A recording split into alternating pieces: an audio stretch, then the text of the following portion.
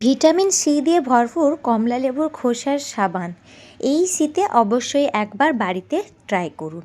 এই সাবান আপনাদের অনেক অনেক সমস্যা থেকে দূর করবে, তাও মাত্র বিনা খরচে। কিভাবে এই সাবানটি তৈরি করবেন সেটাই আজকে ভিডিওতে আপনাদের সাথে শেয়ার করব, তাই ভিডিওটি শেষ পর্যন্ত দেখার অনুরোধ রইল। ভিডিওটি শেষ পর্যন্ত দেখে আপনিও এরকম জাদুকরি সাবানটা বানিয়ে নিন নিজের বাড়িতেই।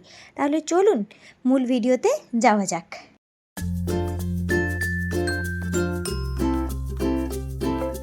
শীতের দিনে বহুমূল্য একটি ফল হলো কমলালেবু বা অরেঞ্জ, যা ভিটামিন সিতে একদম ভরপুর। আর তার সাথে সাথে আমাদের শরীরের অনেক অনেক গুরুত্বপূর্ণ ভূমিকা পালন করে থাকে। এই ফলটি আমরা তো শীতের সিজনে সবাই কম বেশি খেয়ে থাকি, আর খাওয়ার পরে তার খোসাগুলোকে বাইরে ফেলে দিই। তবে আর নয়, আজ থেকে খোসাগুলোকে সযত্নে জমিয়ে রাখবেন নিজেদের ত্বকের পরিচর্যার জন্য। হ্যাঁ বন্ধুরা, একদম ঠিক কথা বলছি। আপনারা দোকান থেকে অনেক দাম দিয়ে ভিটামিন সি এর সিরাম কেনেন, ভিটামিন সি এর ফেস ওয়াশ কিনেন, কারণ নিজেদের ত্বকের উজ্জ্বলতাটাকে বাড়ানোর জন্য। তাহলে কমলালেবুর খোসাতেই যদি এটা পাওয়া যায়, তাহলে আপনারা এত টাকা কেনই বা নষ্ট করবেন। আজ আপনাদেরকে বানিয়ে দেখাতে চলে এলাম কমলালেবুর খোসা দিয়ে তৈরি সাবান। প্রথমে কমলালেবুর খোসাগুলোকে সুন্দরভাবে ছাড়িয়ে নিলাম। এবার কমলালেবুর খোসার ভেতরে যে সাদা অংশটা থাকে সেটাকে চামচের সাহায্যে সুন্দরভাবে টেনে টেনে বের করে দিলাম। দেখুন কেমন দানা দানা হয়ে গেছে, এগুলোর মধ্যে সমস্ত ভিটামিন সি আছে। এবার এই খোসাটিকে আমি ছোট্ট ছোট্ট টুকরো করে কেটে দিব, যাতে গ্রাইন্ডারে এটি খুব সুন্দরভাবে গ্রাইন্ড হয়ে যায়। আপনাদের কাছে যদি গ্রাইন্ডার না থাকে, সেক্ষেত্রে আপনারা এটাকে শিলনোড়াতে বেটে নিতে পারেন।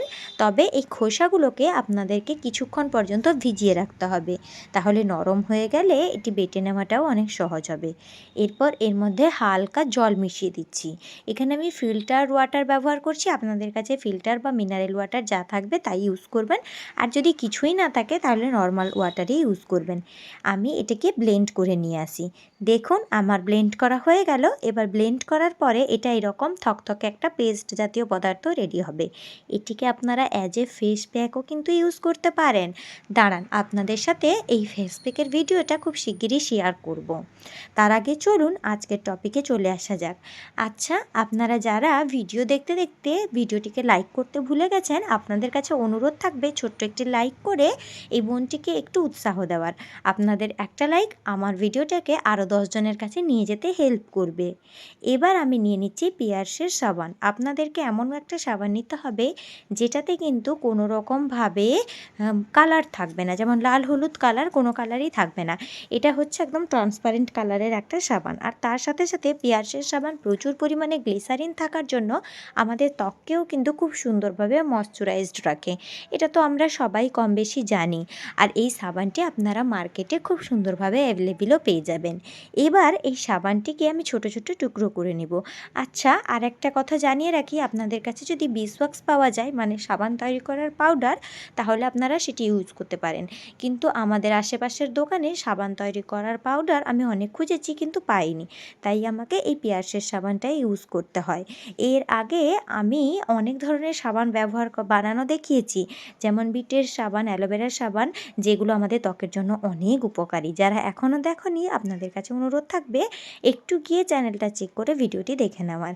তো বড় বড় করে টুকরো করে কাটার পরে আমি ছোট্ট ছোট্ট কিউব করে কেটে নিব, যাতে আমার সাবানটি গলতে অনেক বেশি সময় না লাগে এবং খুব তাড়াতাড়ি সাবানটি গলে যায়। তোমাদের সাথে কথা বলতে বলতে আমার সমস্ত কাটা টুকরো কমপ্লিট। এবার একটা সসপ্যানে আমি সমস্ত সাবানের টুকরোগুলিকে নিয়ে নিব। এবার এটিকে করব ডবল বয়েলিং প্রসেস। সাবানটাকে কিন্তু আমি ডিরেক্টলি ওভেনে দেব না, তার আগে একটা ননস্টিকের কড়াই বসিয়ে নিব এবং তাতে অনেকটা পরিমাণে জল দিয়ে দিব এবং গ্যাসের ওভেনটাকে জ্বালিয়ে দিব। কিছুক্ষণ ফোটানোর পর জলটা যখন টকবক করে ফুটতে থাকবে, তখন আমি সসপ্যানটাকে এই জলের মধ্যে হালকা হাতে রেখে দেব এবং একটা চামচ দিয়ে এটাকে একটু নাড়াচাড়া করতে থাকবো। কিছুক্ষণ এটা ডুবিয়ে থাকলে তোমরা দেখবে সাবানগুলো একদম গলে জলের মতো হয়ে যাচ্ছে, মানে সাবানগুলো একদম নরম হয়ে আসছে। তাই এটিকে আমরা ডবল বয়েলিং করব। এটাকে যদি তোমরা ডিরেক্ট ওভেনের মধ্যে দিয়ে দাও তাহলে সাবানটি পুড়িয়ে যাওয়ার চান্স থাকে, নিচে কামড়ে ধরে যাবে, কাজের কাজ কিছুই হবে না। তাই এটিকে অবশ্যই ডবল বয়েলিং প্রসেস করবে। খানিকক্ষণ নাড়ানোর পর আপনাদের সামনেই দেখুন এটা কি সুন্দরভাবে একটা থকথকে মিক্সচার হয়ে গেল। এবার আমি যে কমলা লেবুর খোসাটাকে বেটে রেখেছিলাম ওই বাটাটাকেও দিয়ে দিব। জলের মধ্যেই কিন্তু তখনও রেখেছি, বাইরে বের করে আনিনি। বাইরে বের করে আনলে কিন্তু খুব তাড়াতাড়ি এটা জমাট বেঁধে যাবে, কারণ এখন প্রচুর পরিমাণে ঠান্ডা, সাবান জমাট বাঁধতে একটু বেশিও টাইম নেয় না। তাই এটাকে বাইরে বার করবে না, গরম জলের মধ্যে চুবিয়েই কমলা লেবুর খোসাটাকে খুব সুন্দরভাবে মিক্স করে নেবে। কমলা লেবুর খোসার মধ্যে থাকে ভরপুর পরিমাণে ভাইটামিন সি। এই ভাইটামিন সি তো আমরা বাজার থেকে কত দাম দিয়ে কিনি, কারণ আপনারা সবাই জানেন ভাইটামিন সি আমাদের ত্বকের জন্য খুবই উপকারী। আমাদের স্কিন থেকে ট্যানিং দূর করে খুব সুন্দরভাবে ব্রাইট করতে হেল্প করে। তার সাথে সাথে আপনাদের অ্যান্টি এজিংয়ের প্রবলেমটাও কমাতে পারবে। আর যদি আপনারা এটা সাবান হিসেবে ব্যবহার করেন তাহলে এটা আপনারা ফেসের সাথে সাথে ফুল বডিতেও ইউজ করতে পারবেন। এবার দেখুন আমি নিয়ে নিয়েছি একটা সাবান জমানোর খাপ। আপনাদের কাছে যদি না থাকে যে কোনো ধরনের বাটি ব্যবহার করতে পারেন যেটার মধ্যে আপনারা সাবানটিকে জমাতে চাইছেন। তবে এই সাবান বানানোর কাপগুলো কিন্তু ইজিলি মার্কেটে অ্যাভেলেবেল। এবার আমি যে তরলটিকে বানিয়েছিলাম এটা কিছুটা ঠান্ডা হয়ে যাওয়ার পরে সাবানের কাপগুলোতে ঢেলে নিব। পুরো ঠান্ডা করব না, তাহলে এটা কিন্তু সসপ্যানের আকারেই জমাট বেঁধে যাবে। এর মধ্যে যেহেতু অলরেডি সাবানের উপাদানটি আছে তাই এটা জমাট বাঁধতে অনেক বেশি সময় নেবে না। এবার দেখুন আমি ছোট ছোট খাপ দুটোতে কিন্তু এটিকে দিয়ে দিলাম। এবার কিছুক্ষণ এটিকে অপেক্ষা করব জমাট বাঁধার জন্য। আপনারা চাইলে এটিকে ফ্রিজেও রাখতে পারেন বা নর্মাল টেম্পারেচারে একটু অন্ধকার জায়গাতে বসিয়ে দিয়ে যাবেন।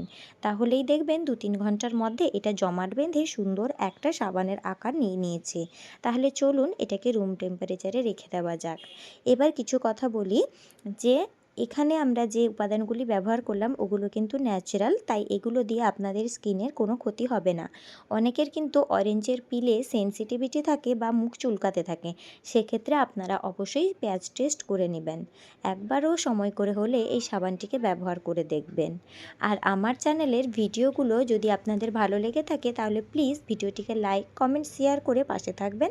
শেয়ার করে অন্যকে জানিয়ে দেওয়ারও সুযোগ দেবেন। চ্যানেলটিতে এইভাবে জুড়ে থাকার জন্য এবং নিত্য নতুন টেকনিক শেখার জন্য সাবস্ক্রাইব করে পাশে থাকার অনুরোধ রইল। আমার চ্যানেলে আমি বিউটি রিলেটেড কন্টেন্ট দিতে থাকি, যেগুলো বাড়িতে বসে খুব সহজেই আপনারা বানিয়ে আপনাদের নিজের ত্বকের উজ্জ্বলতা, চুলের যত্ন এবং নিজেদের যত্ন আপনারা নিতে পারবেন। আশা করছি আপনাদের ভিডিওটি ভালো লাগবে। ভিডিওটি ভালো লাগলে প্লিজ একটি লাইক কমেন্ট শেয়ার করে পাশে থাকবেন। দেখা হবে আবারও নতুন একটি ভিডিওতে। আর নিজেদের হাতে যদি একটু সময় থাকে বাজার থেকে বিভিন্ন কেমিক্যালযুক্ত সাবান না ব্যবহার করে বাড়িতে একবার হলেও এই সাবানটি ব্যবহার করবেন। এটি ব্যবহার করতে আপনাদের অনেক কিছু লাগবে না, একটি সাবানই মাত্র লাগবে, বাকি যা উপাদান থাকছে আপনারা বাড়িতেই পেয়ে যাবেন। আশা করছি আপনাদের ত্বকের জন্য এই সাবানটি অনেক উপকারী হবে। তবে আমি যে কথাগুলো বললাম সেগুলো কিন্তু আপনারা খেয়াল রাখবেন। যাই হোক, আজ তো এইটুকুই ছিল আমার টিপসটি। কেমন লাগলো অবশ্যই জানাবেন। আপনাদের যদি কোনো প্রশ্ন থাকে তাহলে কমেন্ট বক্সে আমাকে জিজ্ঞেস করতে পারেন।